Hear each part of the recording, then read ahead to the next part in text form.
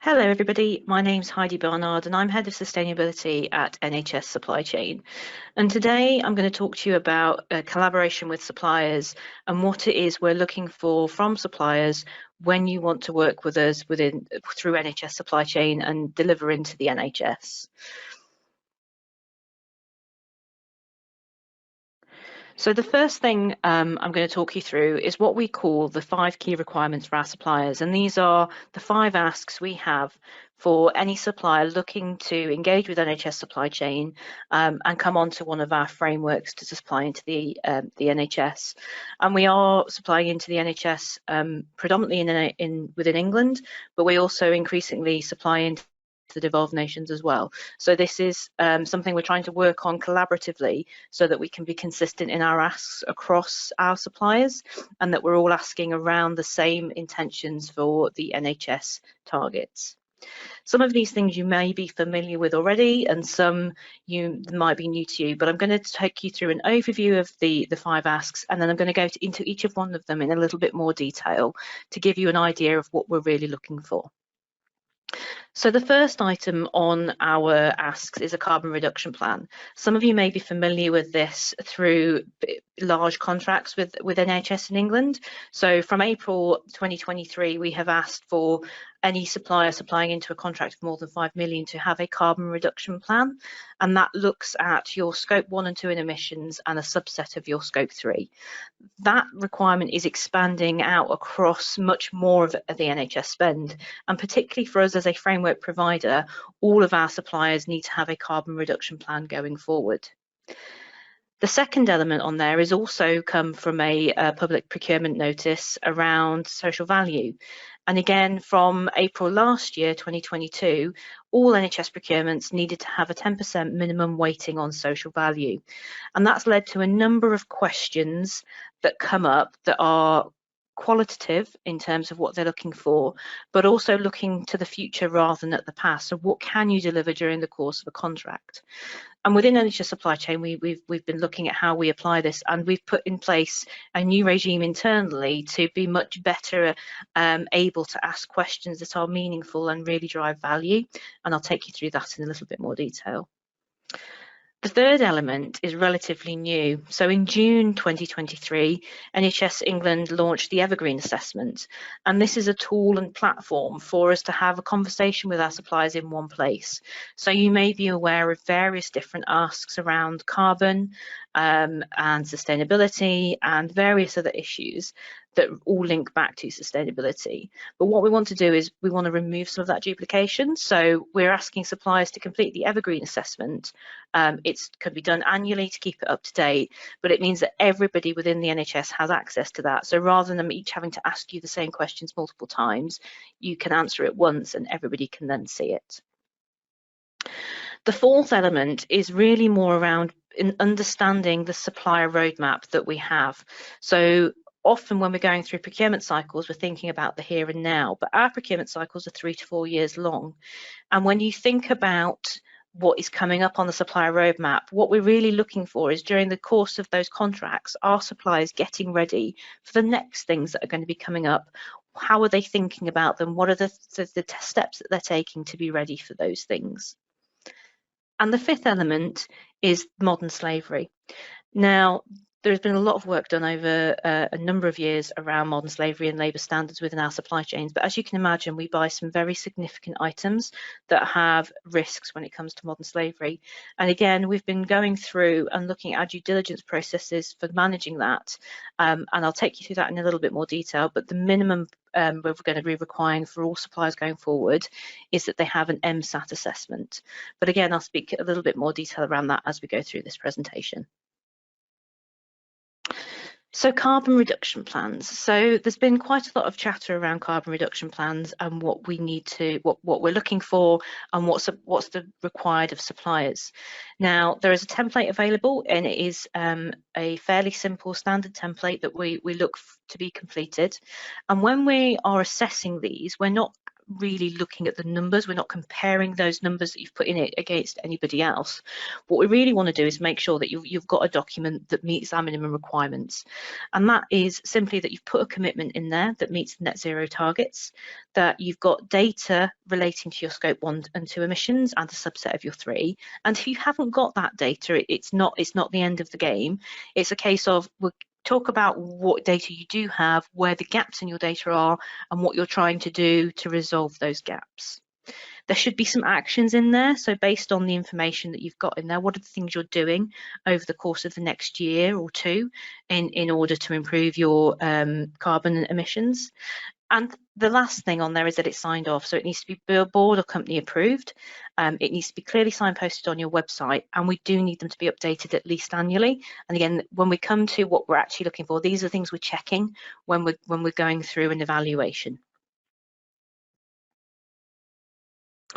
So on to social value. So one of the big challenges and things that we've learned over the last year is when you're trying to apply social value at a framework level, where you can possibly talking about thousands of products all falling into a single framework, getting the questions right is really challenging. You want it to be appropriate and proportional, but also actually help you move forward.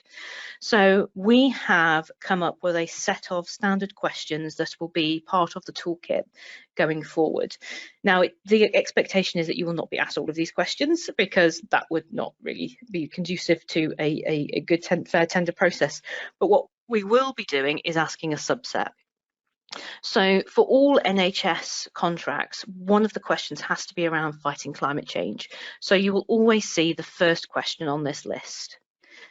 Where a framework is considered at medium or high risk when it comes to modern slavery, the second question will also be asked.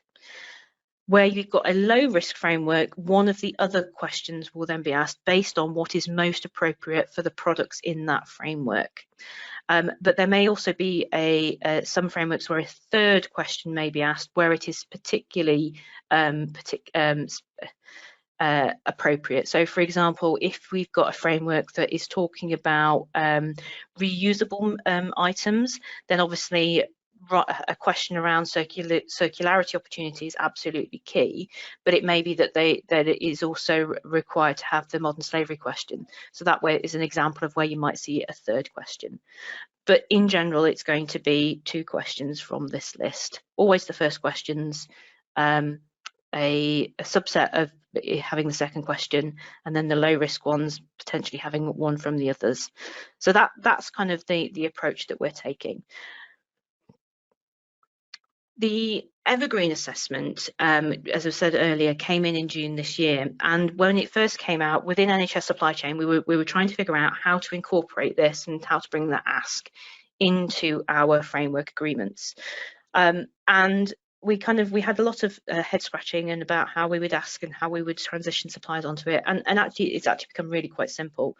We already had an existing questionnaire that we required suppliers across different categories to complete, called the Carbon Waste and Water assessment.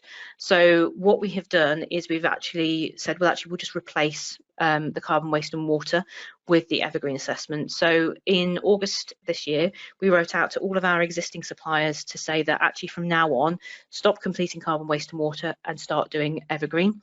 And we'll give you till the 1st of February to make sure that you have moved over onto the Evergreen system. So we're currently making sure all of our suppliers are on Evergreen, and going forward, all new frameworks will require suppliers to have completed the Evergreen assessment. So what we're asking for is that you have submitted an assessment.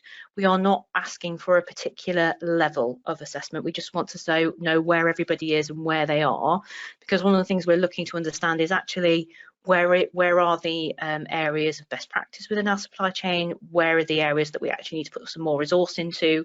What is it we need to deliver to help support our suppliers in this net zero journey?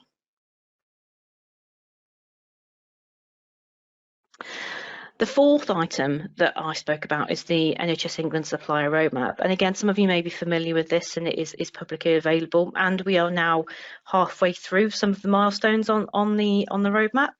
The next big one is coming in April, when this is looking at extending out carbon reduction plans across much more of the NHS spend, which we've spoken about already.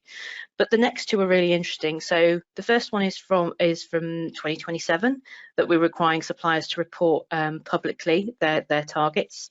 And then from 2028, looking at the products supplied into the NHS and the footprinting of them. So one of the things we're wanting to encourage suppliers to start thinking about is how they get ready for those dates. So do they have emission data available? Can they report it into Evergreen? How far off are they? What work do they need to do to be able to do that? And similarly with footprinting, it's beginning to think about, do you understand what products you have and what impacts they have? And what are you beginning to think about in terms of actions around how you reduce those impacts? So this is not something that we measure or evaluate at tender stage, but we're looking to see that our suppliers are aware of these dates. Are they looking when they're talking about their social value response? Are they taking these into account when it comes to those framework cycles? And the last bit I wanted to talk about and save a little bit of time to really get into is modern slavery. So there's been a lot of work that's been going on for a number of years in this area, but one of the things I really wanted to point people to is that in early 2023, the commercial function published the updated guidance, so PPN 0223, which is the public procurement notice relating to modern slavery and how we have to incorporate requirements within our tendering processes. So this PPN explicitly called out the NHS as in scope. And one of the things that it kind of really brought up front and centre and made much more explicit is that the identification of risk needs to happen much earlier in the procurement process. So historically, most risk assessment when it comes to modern slavery happens once you know who your suppliers are and you look at the risk in those specific supply chains. What the PPN is actually asking us to do is actually think about that much earlier in the process. So we've come up with a methodology to look at risk at framework level. So before we even go out to tender, looking at the products in our particular procurement they're about to do, we've assessed the risk, and that will be a risk of high, medium or low in relation to modern slavery. What that risk assessment then does is talk about and indicate what the tools we need to use during the tendering process.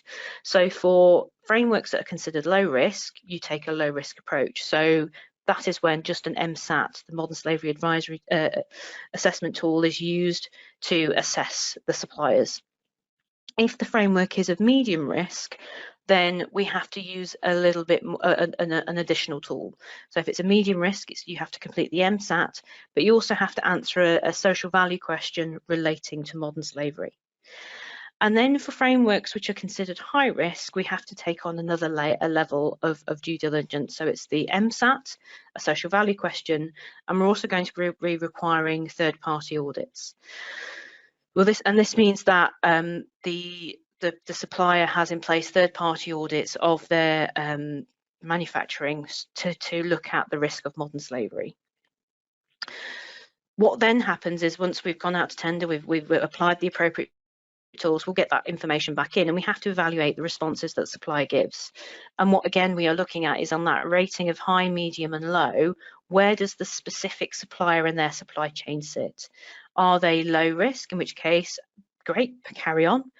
If they're medium risk, have we put in place the appropriate clauses within the contract and that we have included the social value KPIs relevant for the supplier within the contract? And if they're high risk, we have to take a pause here and think about whether we really should be dealing with the supplier. Has there been an error made? Why is it coming out as high risk? Because at this point, if you're looking at suppliers and they're coming out as high risk, it means when they've completed the MSAT or they've answered the social value questions or they've had audit, that risks are being identified and they are not actioning them. And that's why we have to take that approach. So then we move into the contracting side and getting the contracts in place. We then go through the normal process around contract management, so we're monitoring performance. But there's also within the guidance is a a kind of a flow of how to manage issues if they occur. And again, it's very important here that we stress that it's a very victim-centric approach. So how do we make life better for the person who is potentially the victim of modern slavery? So how do we work with the supplier? How do we work with the government or the NGOs in a particular region where this issue is happening to improve that situation and mitigate it? And that is the very much the approach in the guidance. And then, as in with any procurement process, as we move into the next cycle, it's looking at the lessons learned and making sure again that we're identifying risk. And one of the things we're really keen to kind of point here is that risk is not static. So we know that risk ebbs and flows in different industries, in different regions of the world, different geopolitical issues that occur. We know that risk moves. So again, one thing that we're trying to make sure we do is make sure that our methodology reflects that, so that if a category area becomes more high risk, we reflect that. But also conversely, if it actually we've seen that the risk in a particular area is reducing, we can also reflect that.